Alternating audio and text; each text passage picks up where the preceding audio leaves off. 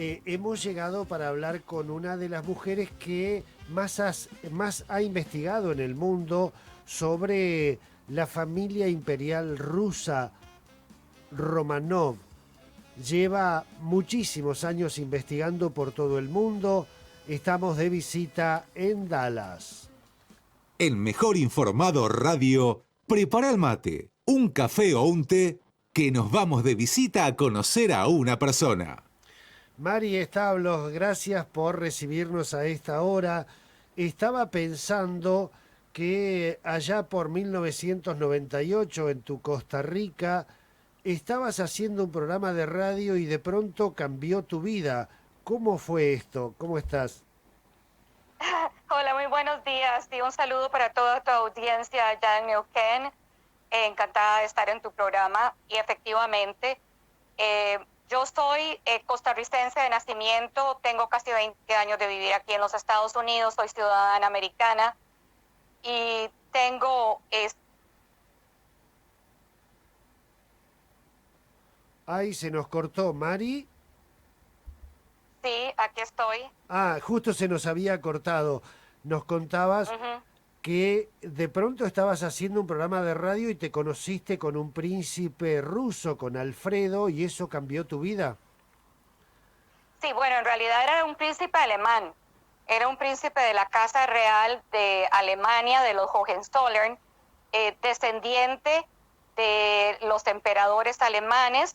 En realidad, su tío abuelo fue el Kaiser Guillermo II de Alemania, el último Kaiser, el último emperador o Kaiser.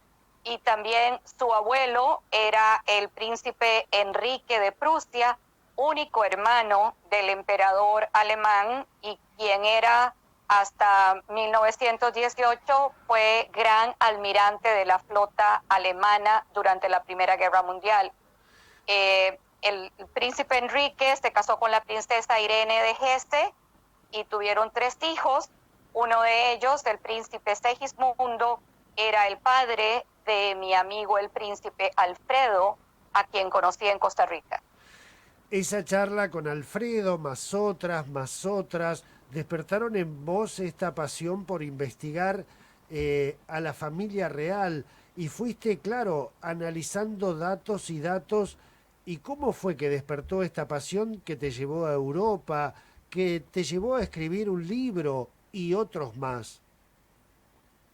Sí, es que el príncipe Alfredo me comentó sobre todos sus ancestros y cuando me habla, porque yo lo conocía como un príncipe alemán, pero como cuando me habla de que su abuela era la princesa Irene de Hesse, nieta de la reina Victoria, al igual que su abuelo, porque sus abuelos, Irene y Enrique, eran primos hermanos. Ambos eran nietos de la reina Victoria de Inglaterra y siendo primos hermanos se casaron a disgusto de la reina porque Victoria, cuando se enteró de que ellos habían anunciado su compromiso, no le hizo nada de gracia por el asunto de la hemofilia que corría en la familia. Entonces, bueno, ellos se casan, tienen estos 3 hijos. La hermana menor de Irene, que se llamaba Alix de Hesse, la princesa Alix de Hesse, se casa con Nicolás de Rusia y se convierte en la zarina Alejandra Fyodorovna.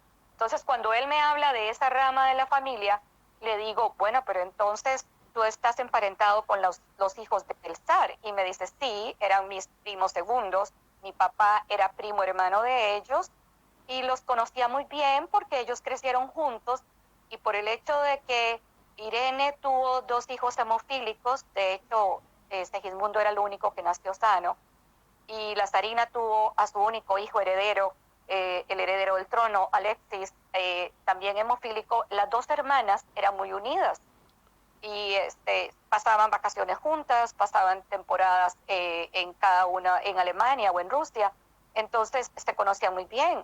Y eso me lleva a mí a preguntarle algo sobre que yo había leído cuando era niña. Siempre me gustaba mucho leer y en un concurso de historia y oratoria que gané en la escuela primaria, me habían dado un libro que se llamaba Los grandes enigmas de la historia. Y uno de esos enigmas era el enigma de Anastasia. imposible hablar de los Romanov sin hablar del caso de Anastasia. Entonces ahí yo me había enterado a escasos 11 años del caso de Anastasia y siempre me había quedado esa duda, ¿verdad? A las generaciones más recientes, pues ha sido la película de Disney la que los ha impactado. Pero a mí fue leer ese libro. Entonces yo le pregunto, bueno, entonces tu papá era primo de Anastasia. ¿Y qué dice él con respecto a esta historia de que ella se salvó, de que a toda la familia la mataron, de que ella se salvó? Y me dijo, su respuesta fue, papá hasta el último día de su vida dijo, Anna Anderson es Anastasia. Y él estuvo en contacto con ella en Alemania desde 1932 y luego la visitó, la apoyó en toda su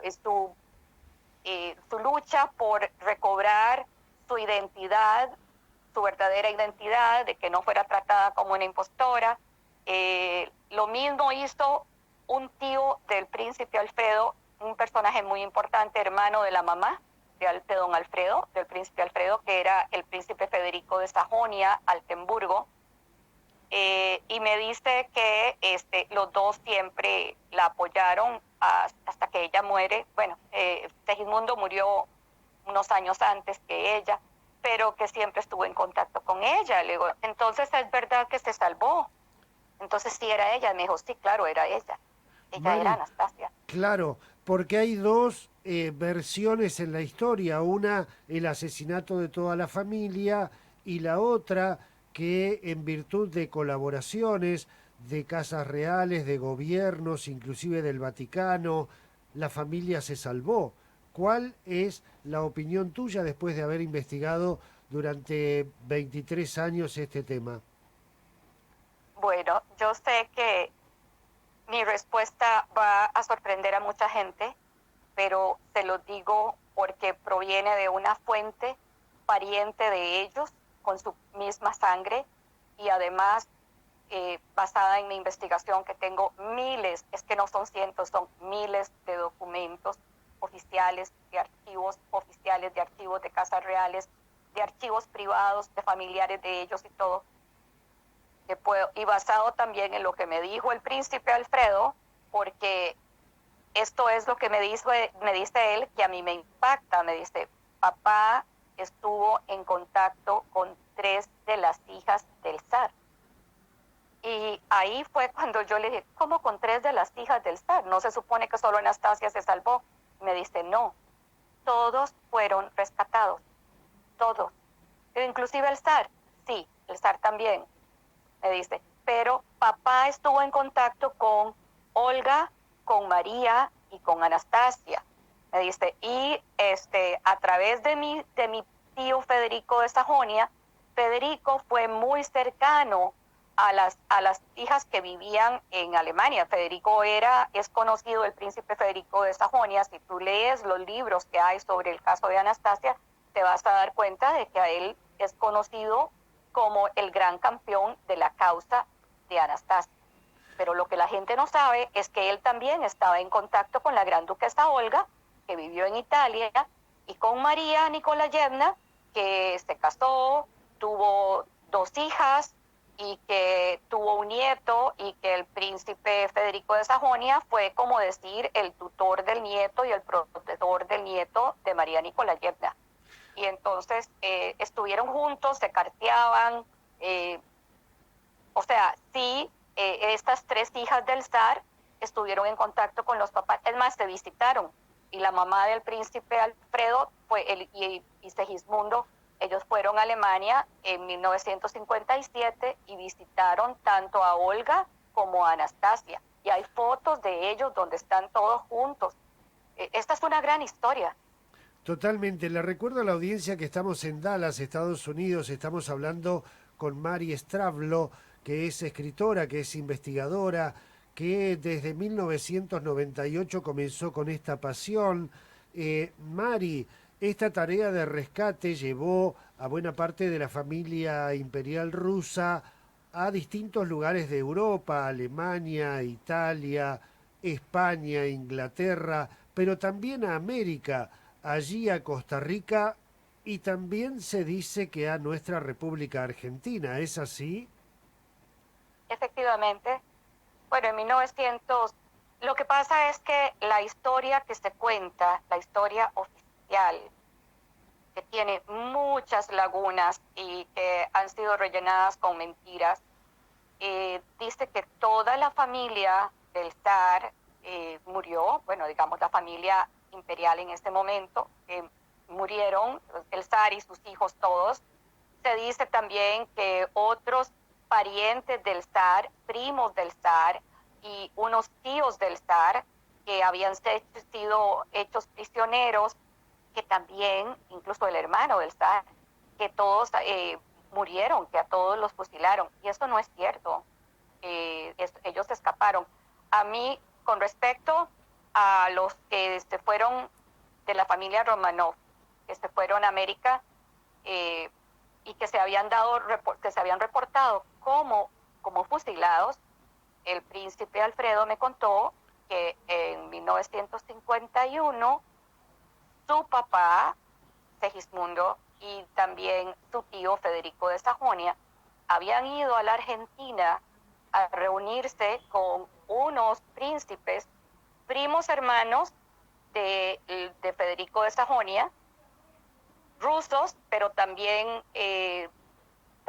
o sea, alemanes, pero rusos porque la mamá era alemana, pero el papá era un gran duque ruso, que ellos habían huido a la Argentina a finales de 1923, llegaron allá a finales del 23 o principios del 24, llegaron allá y entonces en 1951 su padre Segismundo y su tío Federico de Sajonia fueron a visitarlos, fueron a reunirse con ellos, porque la hermana menor de estos príncipes ruso-alemanes, por así decirlo, estaba viviendo en Hamburgo, se llamaba Vera, estaba viviendo en Hamburgo.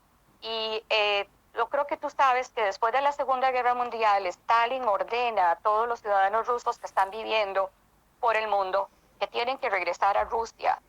Y muchos que fueron identificados, fueron capturados y fueron llevados a Rusia a la fuerza y algunos hasta fueron fusilados. Entonces, los que pudieron escapar, escaparon. Entre ellos, por ejemplo, la hermana del zar, que vivía en Dinamarca.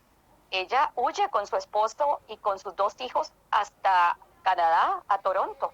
Y ahí vive hasta que muere en el año 60, 61, creo, Olga, Claro, la hermana menor del zar. claro. Pero entonces, esta otra princesa tenía que huir de Alemania, era prima del príncipe Federico de Sajonia y por lo tanto prima de la mamá de mi amigo y hermana de los príncipes que habían huido desde 1993. Entonces ellos van para ver si la pueden llevar a ella allá a Argentina. Aparentemente ella fue, pero no le gustó porque no hablaba el idioma. Ella hablaba lógico ruso, inglés, alemán. Y entonces decide que mejor se va para Estados Unidos. Y efectivamente ella se vino para Estados Unidos, vivió en Nueva York y murió en Nueva York. Mari, Pero ahí ellos se visitan y entonces ahí es cuando yo sé que estos príncipes ruso-alemanes se fueron a la Argentina. en 1951 el papá de tu amigo Alfredo con su hermano vienen en 1951 a la Argentina a una finca o a una estancia que se llama San Román. Traían, Sí. Uh-huh. traían a Olga, ¿verdad? Y aquí, ¿qué información tenés en cuanto a la llegada de integrantes de la familia imperial o gente que trabajaba para la familia imperial? En Neuquén tenemos la presencia de un príncipe también. Sí, exactamente, el príncipe Sergio Chajoscoy, cuyo verdadero nombre no era Sergio Chajoscoy. Y yo entrevisté hace varios años, yo localicé a doña Ana María de Mena, que ella es quien escribe la historia de lo que ella sabía por referencias que le cuentan de este príncipe Sergio Chajovskoy, que vivió allá en una zona bastante remota. Bueno, te puedo decir, este era uno de los príncipes rusos de verdad. Según los allegados, a los que doña Ana María entrevistó y con quien tuve el placer de conversar nuevamente el día de ayer, tuvimos una plática bastante extensa como para refrescar conocimientos ya compartidos a través de email y mensajes.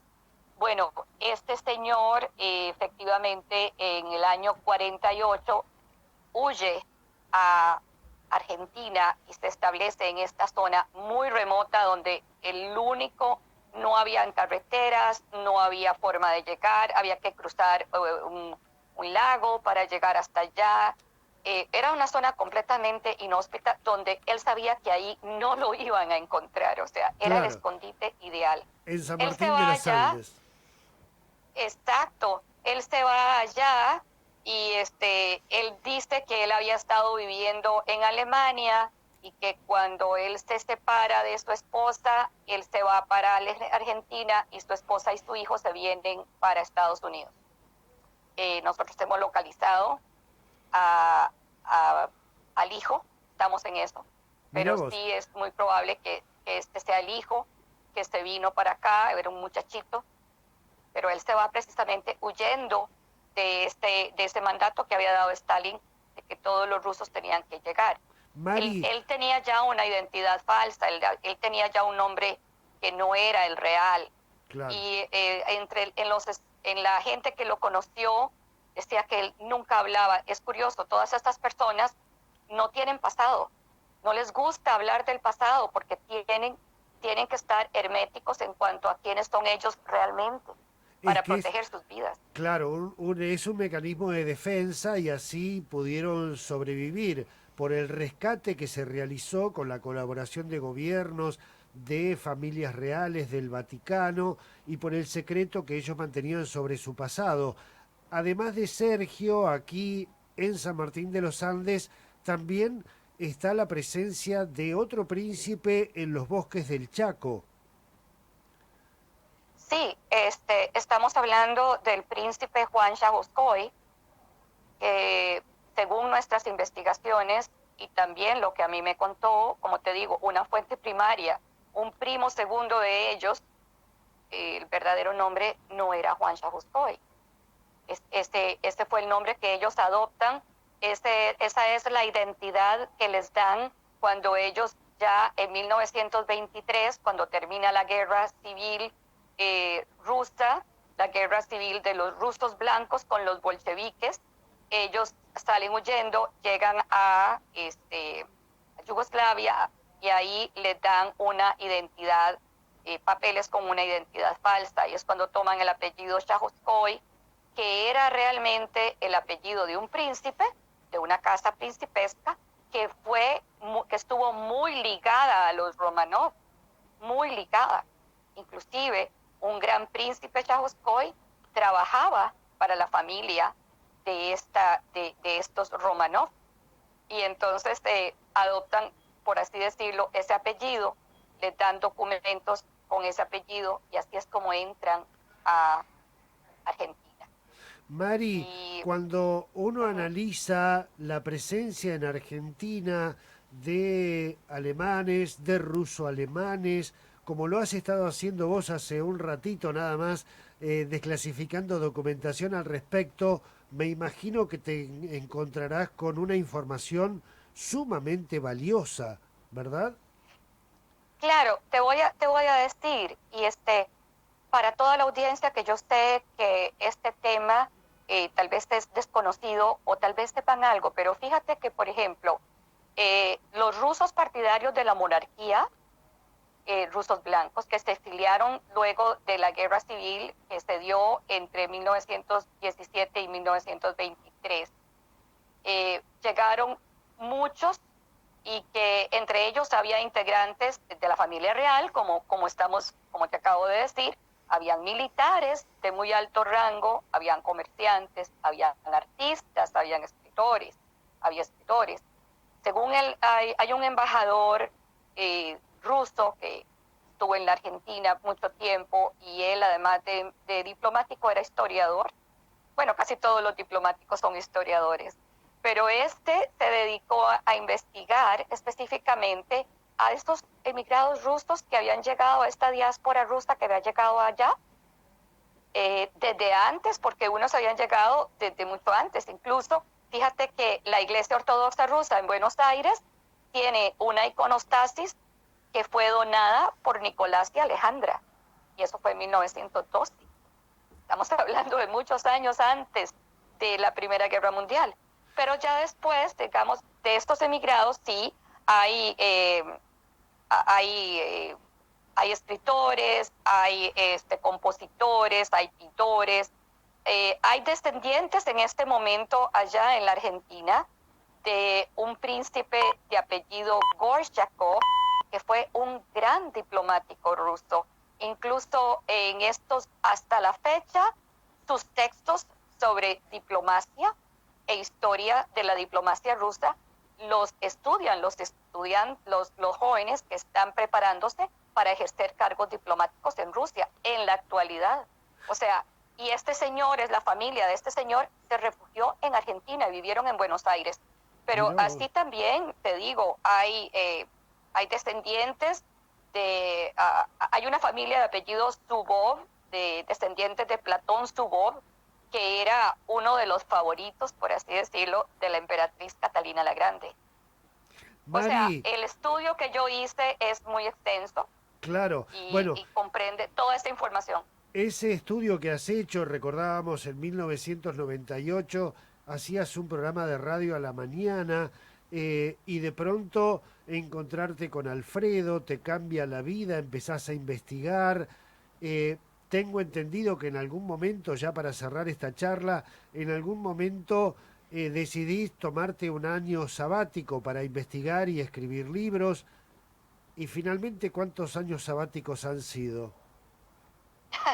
Bueno, sí, imagínate que cuando yo conocí al príncipe Alfredo y comenzó él a contar mis historias, y yo comencé a investigar. En ese tiempo, bueno, ya había internet. De hecho, mi programa de televisión fue el primero que tenía 2 programas de televisión y 1 de radio, el primero que tuvo internet. Y tenía su página en internet, o sea, no salíamos al aire en internet porque todavía no estaba esa tecnología, pero por lo menos tenía su página web en la internet. Entonces, sí, yo comencé a investigar algunas cosas. No había tanta información como ahora, que hay blogs, que hay foros reales, que hay esto, que hay lo otro, no. Y también, bueno, con libros. Cuando yo me reunía con el príncipe Alfredo casi todos los fines de semana, le comentaba lo que había averiguado y él me aclaraba, porque él era un historiador excelente. Entonces, él me aclaraba puntos o me ampliaba la información, etcétera. En el 2003 yo me vine para Estados Unidos, me vine a vivir acá y seguimos en contacto, más que todo por teléfono. En el 2008 yo le digo al príncipe Alfredo que que voy a viajar a Europa en el verano. Lo veo en febrero y le cuento que voy a viajar a Europa en julio y que me gustaría tal vez indagar un poco sobre la historia esta que él me contó. Porque él me insistía, él me decía, escribe el libro, escribe el libro. Mi tío Federico de Sajonia, el tío fue el que fue con Segismundo a Argentina en el 51. Me dice, mi tío iba a escribir el libro, pero él murió repentinamente, a principios de 1985, me dice. Pero esta era la intención, él quería salir a la luz con toda la verdad, y él estuvo incluso en el Vaticano y se entrevistó con la que era la gobernanta del Papa Pío XII, con la madre Pascualina Lenert, y me dice, yo te ayudo, yo te doy los contactos. Le dije, bueno, déjame pensarlo. Yo regresé a Estados Unidos, seguí pensándolo, y en diciembre tomé la decisión, hablé con mi esposo y tomé la decisión de informar a Univisión, que era donde yo trabajaba, que me iba a tomar un año sabático. Así lo hice. Entonces, en el 2009 fui otra vez a Costa Rica, me reúno con el príncipe Alfredo y me da la lista de todas las personas o archivos que yo tenía que visitar. Y así comencé, pero al final de este año sabático, el caso se había hecho enorme, porque una persona te refiere a otra, o te dice, Claro, vaya a en claro, tal archivo hay, claro. en tal parte hay unos documentos, vaya. Entonces llegó diciembre, había contactado a un personaje muy importante, que era un sacerdote, que habló con la monja esta, que fue gobernanta de Pío XII, y ella le aseguró que Pío XII se había reunido con las hijas del zar ahí en el Vaticano, con Olga y María, las dos hijas del zar, y le dijo, yo incluso le pregunté después de la audiencia, su santidad, ¿son ellas de verdad las hijas del zar? Y el Papa Pío XII le respondió, sí son ellas, pero esto tiene que permanecer secreto. Entonces me dijo, mi tío estaba escribiendo su libro, pero murió. Usted tiene que ir al archivo de él porque ahí dejó documentos, él tiene que ir a tal parte. Entonces yo, cuando contacté a este sacerdote, que efectivamente, y está vivo, vive en Perú, cuando yo lo contacto, me dice, sí, pero estamos en diciembre, usted sabe que él es prelado del Vaticano. Me dice, estamos en diciembre, mejor contácteme en enero, después del 15 de enero hablamos.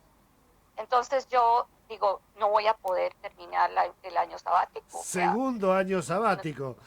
segundo, y ese segundo se ha extendido hasta hoy, o sea, tiempo completo dedicado a viajar a más de 20 países. He estado hasta en África buscando archivos, he estado en España innumerables veces, en Inglaterra, en Francia. Usted no tiene una idea. Aquí en los archivos del gobierno, por ejemplo, la Biblioteca del Congreso de Estados Unidos ha encontrado también muchas cosas. Bueno, esto ya es lo que ha dado pie para escribir unos libros que han salido, que ya me imagino que los has presentado durante nuestra conversación. Así es. Unos libros que ya han salido que más que todo resaltan la participación del rey Alfonso XIII de España en toda esta historia, era desconocida, pero bueno, ya yo he sacado a la luz porque tengo cientos de documentos de Alfonso XIII que efectivamente él colaboró para que la zarina y las hijas pudieran salir. El zar Mari, sale evacuado por otro lado, pero entonces sí, ha sido una investigación muy extensa, pero te digo que muy gratificante. yo te agradezco muchísimo, Mari Stravlo, que hayas compartido con nosotros esta información que tiene que ver con esta certificación de el rescate de la familia imperial rusa, también de la confirmación de la presencia en la Argentina, de todo este trabajo que has realizado. Te agradezco muchísimo que lo hayas compartido con nosotros y volveremos a estar en contacto, por supuesto. Gracias a ti, Sergio, muchas gracias a la audiencia y estamos a la orden en Facebook, en nuestras páginas, para que nos busquen y ahí compartimos alguna información, porque lo más grueso, lo más grande va a salir publicado en 3 libros próximamente. Muchísimas gracias, Mari.